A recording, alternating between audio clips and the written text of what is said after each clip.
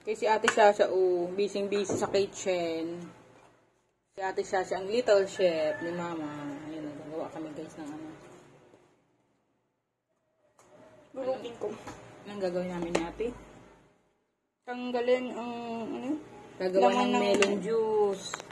Gagawa ko siya guys. Dito naman ang anak, naka-fix ka lang dito, naka-fix.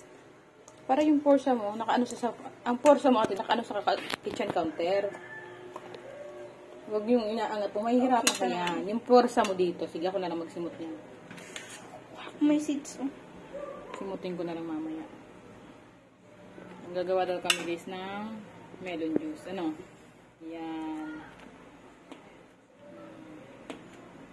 Kukuhanin yung laman. Getting the laman of melon. Ano? Parang bibig ng tao.